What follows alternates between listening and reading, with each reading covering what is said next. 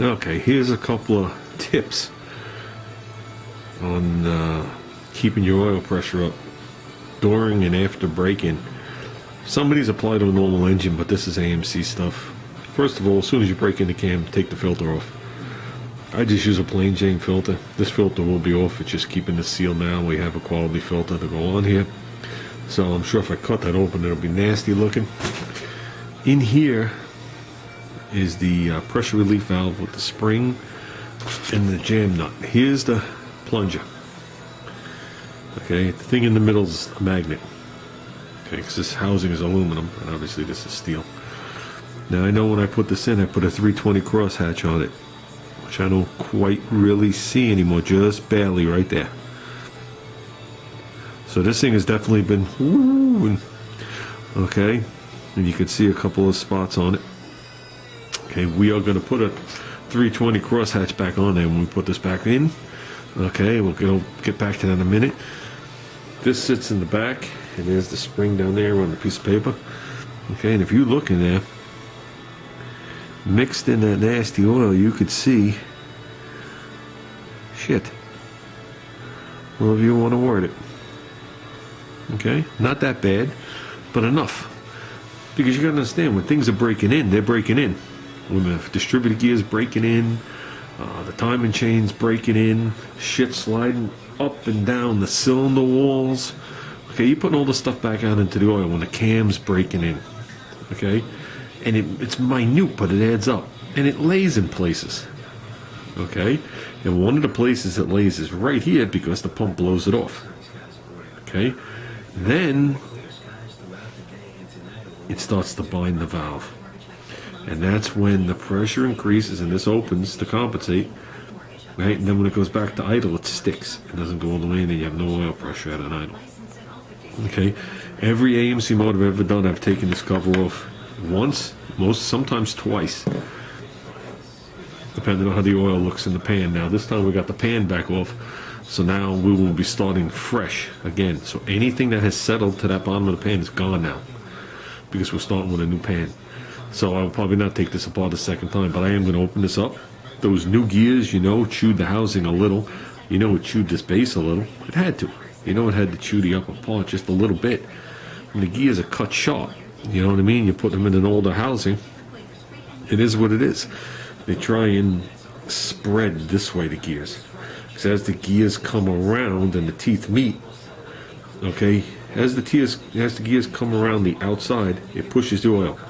Then when the teeth meet, there's nowhere for the oil to go except the hole that they have drilled there. So you're taking it from one chamber, bringing it around both sides. Then as the gears close, it pushes it out. But as the gears open, it draws it in. That's exactly how these pumps work, positive displacement. So while it's doing that, it's trying to spread these gears apart. Okay, because the pressure is in the front of the gear. Because you're trying to close these gears off with this pressure, so you're trying to compress them, so it pushes them out. That's why I choose the sides of the housing. It's another thing, another debate, is how much clearance you're allowed. People have had these things where they're wasted. They put the gears in, they got mint oil pressure. Some people do every single spec right to the thing and they have no oil pressure. It's just usually not the pump. So, I was willing to help narrow it down and make it short, but nobody wanted to do it, so everybody's got their own ideas. So with that said, we got to open this up, clean it. I'm going to take this off, and then we got to go over this entire thing. I'm going to probably take the pump off and make this mint, because we have chip paint around the bolts and stuff, so we can make this all nice when we put it back together. Might as well do a good job. I got a couple of days. So I got all week to get this thing back together on the train and ready to go in the car, in my eyes. So with that said, let's keep working, guys. Okay, guys, we got that off. We got this off. You can see the pattern forming, which is more than fine. That's just the gears setting themselves in. But that metal has to go somewhere. So, if you remember, we machined this. It still has that texture to it. We did it with valve grinding compound and on a piece of glass. Same with the other end. And we set the gear spec, the depth of the gears. The gears actually stick out of the housing, and then you compensate with the gasket. So it's not fully. This isn't cleaned yet. This I leave raw aluminum. It's not cleaned yet, but it's good enough to just put it to the side as we continue on. I want to take the water pump off this thing. I'm going to do it all. I'm going to clean it all and put it all back nice. So, okay, guys. I originally was not going to split that water pump off. But I figured, what the heck? Let's split it. We got it this far. We're going to have to clean this gasket anyway. You got to be super careful with this one. Because, the oil pump area. So one of those is pressure, one of those is suction. You don't want to suck air and you don't want to blow it out all over the place. So I work up to it and now I'm taking a break. Remember this guy? Remember we used to have a friend called Ruben? Let's see if Ruben's still around.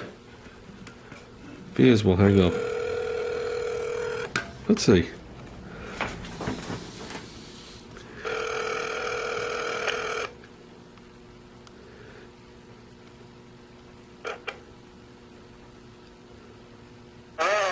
Hello? Hey, man. You still around? I'm around. You sure? I'm up here. Yeah. Well, I'm working on my water pump and I'm thinking about you. Aw, thanks. Yeah? How's that going? I'm if I was thinking good thoughts, I wouldn't be thinking about you. I'm thinking about I'm thinking about all those broken bolts. There haven't been any more broken bolts. That's a good thing. Well, I don't have broken bolts, Ruben. Oh, you don't have broken bolts. No, I don't have broken bolts, but I got a water pump that looks like it was on the Titanic on the inside. Oh, no. Yeah.